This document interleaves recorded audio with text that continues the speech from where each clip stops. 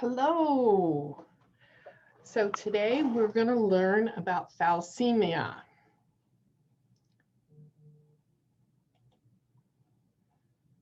So thalassemia is not something that a lot of schools teach, but it could potentially be on the NCLEX. So I want to give you an overview of what this is and what the treatment is. Okay, so pathophysiology. So the first thing we need to know is that it's an inherited and it's autosomal. That means recessive. That means both parents have to have it for the child to get it. It's usually found in the ethnic groups around the Mediterranean Sea, Asia, and Mid-East Africa. It has a reduced erythrocyte production. Really what's happening is that erythrocyte, the chain for the hemoglobin, is not correct. And so what it does produce is a mutated form of that reticulocyte. That results in an inadequate production of normal hemoglobin, which decreases the oxygenation of the child. And hemolysis does occur, but that is not the main problem. The main problem is this inadequate production of the hemoglobin. It usually develops by the age of 2. And the bone marrow, in response to that lack of hemoglobin, will generate more reticulocytes. And remember, because of the condition, those reticulocytes don't have the right hemoglobin chain in there, so they end up dying. It packs the bone marrow and then dies. Then so the bone marrow again makes more, and that causes a hyperplasia and expansion of the bone marrow space, which leads to a thickness of the cranium and a maxillary cavity change. This is all going to show up in the signs and symptoms. I'm trying to lead you to those signs and symptoms. So there are 3 types. There is major, minor, there's also the trait, and then there's the intermediate. But before we go there, I want you to know this is life-threatening. It causes a retardation in growth and mental status, okay? So major is described in the first definition. It results in severe anemia and requires transfusions to sustain life. Another name for it is Cooley's anemia, okay? Now remember, on the NCLEX, they're going to use other things other names that you might have only heard once or twice.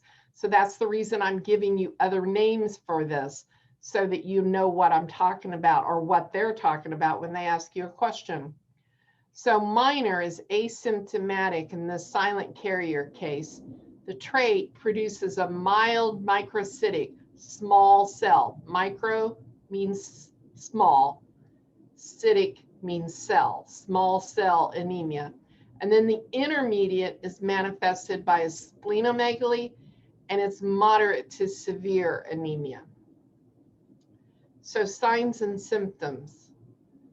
So the signs and symptoms for thalassemia major is they're pale, they have the hepatomegaly, they're jaundiced, they have splenomegaly, they have the pruritus, the bone pain, the lethargy, the icteric conjunctiva and sclera. That means they've got the yellowing. Tachypnea, dyspnea. They have orthopnea, means they can't lie flat. They have to be setting up to breathe or to sleep. Heart failure, myocardial infarction, the intermittent claudication, all because these cells are not created correctly. And then lastly, they have sensitivity to cold, and they can have weight loss. Thalassemia minor, they have mild to moderate microcytic hypochromic anemia, and the cells you see here are what I'm talking about. They have mild splenomegaly and the bronze coloring of the skin and that hyperplasia. So remember, we talked about the increase of the bone marrow base and so this is the frontal bossing. That's what that's called. It's the increase in the size of the bone. It's gotten bigger. And then maxillary prominence. That means the jaw is sticking out more. And you can see it down here. Okay. So they have wide set eyes, and they have a flat nose, and they have a green yellowish tint to their skin. So nursing care. Now there are some supplements that might be needed, zinc and ascorbic acid. The labs that are affected, iron is usually low. The RBC is elevated. The serum iron is elevated. The total binding capacity is low. Transferrin is low, and then bilirubin is elevated, of course, because they're jaundiced. In older clients, the ones that are older than 25 years, are more likely to have hepatitis C, because prior to that, we were checking for hep C in the blood. So they could have received a blood transfusion that had hepatitis C. So more nursing care, blood transfusions as they're prescribed. And with that, we have to understand that iron overload can happen. So the gelatin therapy with the meds are prescribed, and I've listed 2 of those meds here.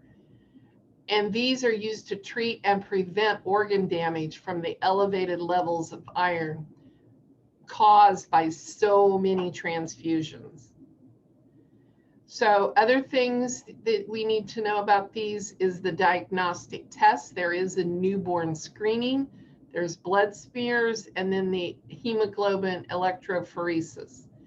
We're going to monitor for that heart failure and that splenomegaly.